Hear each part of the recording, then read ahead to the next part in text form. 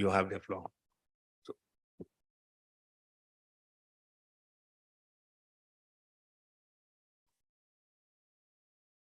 Good afternoon. Hey guys, wake up. No, I don't like talking to people who are not responding to me. Otherwise, we go and look for a marula somewhere and sit and enjoy ourselves. My name is Fiona Asonga. I'm the Chief Executive Officer of the Technology Service Providers Association of Kenya that runs the Kenya Internet Exchange Point, the Industry Computer Security Response Team, where we give early warning systems for cyber threats, and does a lot of advocacy work in Kenya, in East Africa, through the East African community. And we are advocates of making sure that our region can grow and we can be able to see the internet penetrate into every country. No one is getting left behind. So my discussion is about internet exchange points. And I think this is very important because we still have countries on this continent that do not have internet exchange points. And as long as we are in that position, it means there's work that needs to be done, there's things that needs to be done, reaching out to the network operator groups within those countries, working with the regulator and the government so that we make sure that they can have exchange points and local exchange points, local run, owned internet exchange points. And I'll tell you why. So I've gone through that already. Sorry if I'm a bit faster. IXP was established first in 2000. Then our government shut us down. For 2 years, we battled in court until we were given a license in 2002 to be able to operate the internet exchange point, with the main goals being to increase the level of local traffic and to keep the traffic local, to improve the local internet connectivity and efficiencies of the system, to reduce the local internet costs, to promote local content development, to encourage e-business growth and e-commerce, and to facilitate growth and development of the network and research educational networks.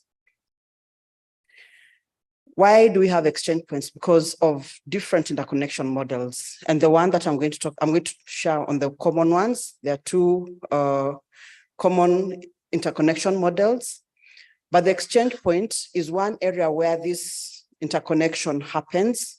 And the two models is the transit, where service providers pay upstream providers to be able to access other parts of the internet that they have no direct access to.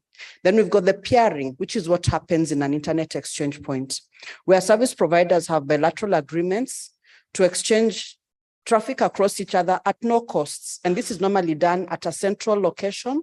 So we do what is called either multilateral peering, where a network pairs with all the networks at the exchange, or bilateral, where a network can choose to pair with certain networks because of the content that those networks are either bringing or based on their customers, what their customers are sending out.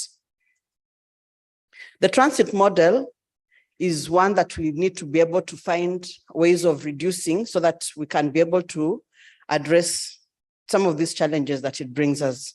Because of the transit model, we find that the costs of internet in Africa are still staying up. Links did a presentation in the morning, and they said that sometimes they're still tromboning traffic to London or to Marseille and then back. Why can't we have that traffic for Africa remain in Africa? Then there are huge amounts that are paid to international carriers. Those are the guys who make money when you're doing transit. It doesn't stay here. You're paying the foreign companies, they take the money, they'll go and build Europe, they'll build Asia. They will not build Africa. So we end up having capital flight. The high cost of internet become inevitable because if I have to send an email to Alain and it has to go to London, then come back to him, because between me and him in Ghana, in West Africa, we are not having places to pair our traffic, we are the losers. We are putting ourselves as a continent in situations where we become the losers. And yet we should be able to be our own champions.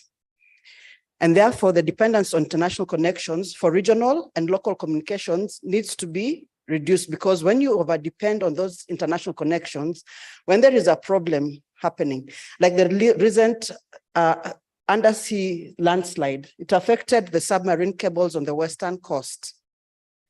Everybody who was not at an exchange point was out. There's nothing you could send, there was no communication.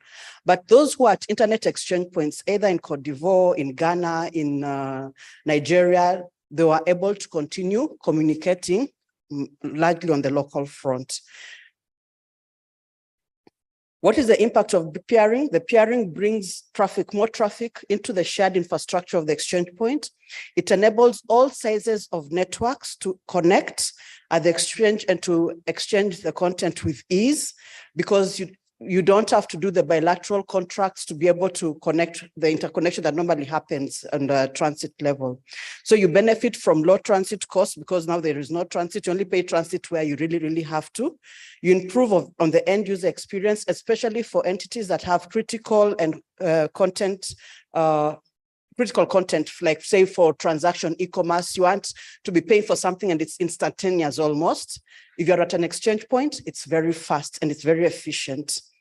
A case in point is when we brought the Kenya Revenue Authority to KXP. They got so used to the speeds that the one time we had to move our gear from where we were at Bruce House into a data center and there was a lag, they said, no, it's not working, because they are used to high speed. So anything that is above 50 milliseconds for them, the system is down. And the guys at the cargo clearing say, system is down, they go slow. So we realized we had to maintain the high speeds because of what the customer was used to ensure that the customer has an enjoyable experience. Then there's better control for you as an ISP, as a service provider, of your routing strategy and how you want to do and how you want to route your traffic across the world.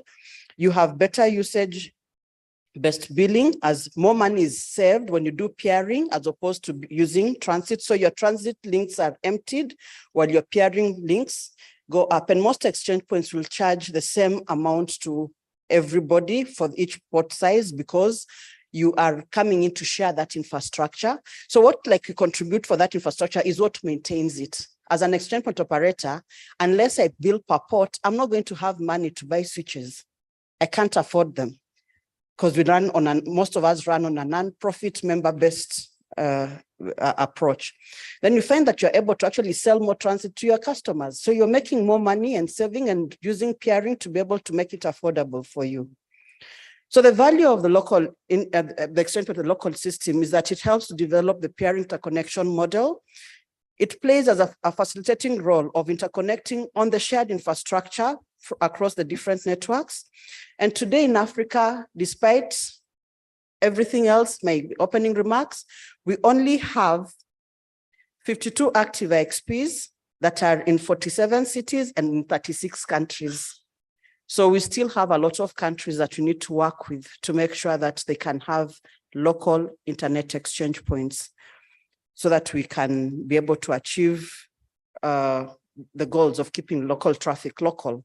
So how can we do this? One of the things is increasing awareness on ICTs and the benefits of this whole peering, having capacity building sessions, working with regulators on the kind of licensing regimes and structures that they put in place so that it is open and easy for exchange points to be set up.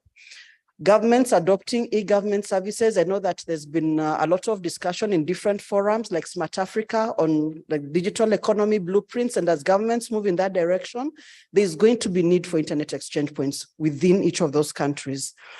Having a very vibrant private sector investors and government working together to improve on the ecosystem also helps to improve, make it possible for exchange points to be developed, to be run, and to be managed as shared infrastructure. Then having strategic partnerships established with similar entities within the region and across the world. In conclusion, I would like to encourage us to work on building exchange points where there are none, getting the local communities together so that the local communities work together to build the exchange point. As an African exchange point, KXP is willing to handhold new exchange points as they set up, and when they need guidance in terms of how to operate and run an exchange point, we've been open and we do get African countries coming to Kenya to visit us, to see what to do, and to even ask about how they can develop their strategy for the exchange point. So we are willing to handhold and to work with locals to build local internet exchange points. We are hoping that we'll be able to aim more, educating the ISPs to aim more at peering as opposed to transit, and encourage governments to recognize ICT as a basic utility across the region, so that then they're able to support us to keep the local traffic in Africa. They need to help us to have transit across our borders. We know that we did not divide our countries. Somebody visited us and decided Kenya will be like this, South Africa will be until here, Botswana will be. So these characters, when they did that, they put in between as no man's land. And sometimes crossing that no man's land is a challenge. But if we come together as exchange point operators, it is actually possible for us to work with our governments to see how we can get cross-border connectivity from end to end, and be able to keep our traffic on the continent by being able to make sure communication from East Africa, Nairobi, Kenya exchange point, going to the Nigeria exchange point in Lagos, is able to flow through this infrastructure that we have built with our governments across our borders. We have to find ways of keeping that traffic within. Otherwise, we'll always end up looking like we are disorganized and we are tromboning all the time, but it's because of the cross-border challenges. Let us reach out to government regulators to help us work through that and foster regulatory collaboration amongst the different regulators, so that we are able to achieve the goal of keeping local traffic local, because I believe everybody is looking at Africa since we are the next frontier. We should not let ourselves down. We should get ourselves, pick up ourselves, get together and make sure this we do. Hands held, Ubuntu, holding each other's hand, working together and not leaving any one person behind. And that brings me to the end of my lightning talk. I got all my input from those different resources. And I think that's what a lightning talk should be. Thank you. Brief to the point. Yeah, thank you. You're awake. Yeah, but stay. So, any question, comment? Because I think Fiona deserves at least one or two, especially coming from women. So, yeah. But when we are waiting for people, are you getting the interpretations French and Arabic? Because I want to make sure that people are getting the message in their native language. Are you able to hear French and Arabic? So, French, but not the Arabic. Okay. Any question for Fiona? Okay, there is a question for.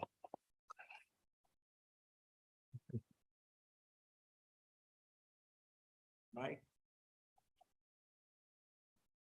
Okay, yes, thank you for the lightning talk. I had a question when you were talking about 54 exchange points in certain countries and so on. Is there a goal or a target that you have in this roadmap to getting exchange points in each country? And then how long from your experience has it taken to set up an exchange point? Because they're fantastic goals. What's by this time next year or in 3 years or 5 years, what are you expecting or hoping for? Thank you. That's a very nice question. And part of it is we've got the partners here who have all the statistics. For me, I was just doing an advocacy campaign for exchange points. Our goal is to make sure every African country has got an internet exchange point. Why? Because within that country, the traffic for that country remains in that country. We have a lot of African content in our mother tongues, our cultural content that as broadcasters have moved digital. Where is that content going? Who is hosting it? Why isn't it on our internet infrastructure locally? Why is it being hosted some cloud somewhere we don't know, that we have to trombone and get back?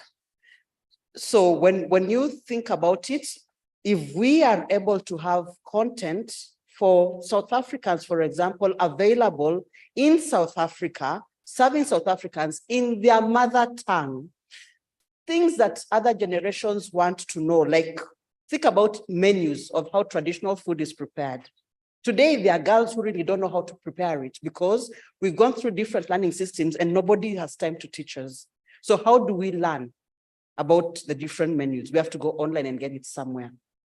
So the goal is to make sure that this content is available locally. And if each country can have its exchange point where all this content is available, then we are adding value to the local community and we are maintaining our cultural heritage and protecting it at the same time and ensuring there's continuity for future generations. And then in terms of goals, the Internet Society had started a project way back in 2009, where they were working with different countries to set up internet exchange points. They were able to do so far, but it takes time. And that time, a lot of it is because the regulators, the service providers must agree. That is where the time really gets taken in terms of agreeing to have an exchange point. And the Internet Society has done a lot of groundwork. I think during their day, they'll be able to explain what they've done and how far they've gone, but they've done a lot of groundwork in terms of trying to get communities and governments and regulators to understand the value of exchange points. There was funding from the African Union to boost the exchange point systems. So there's been a lot that is being done by governments, by service providers, but there are countries where it has been a bit of a tricky situation. Why? Because it's not in every country where you find the regulator is accommodative of service provider input, and the regulator is able to accommodate sitting at the same table with the service providers to do something together. So some things we have to take country by country, situation by situation, but we keep on encouraging them. You need your own internet exchange point, and we tell them why. And we hope that, our hope is that maybe in the next 5 years, we shall have every country having at least an exchange point, but that is just my dream and that of a few of us who are really keen to see more local internet exchange points set up as opposed to European exchange points coming and taking up space within the continent. Thank you. Yeah, thank you, Fiona. Yes, let's have a round of applause for her. Thank you. Thank you for staying awake. This is the end of our lightning presentation for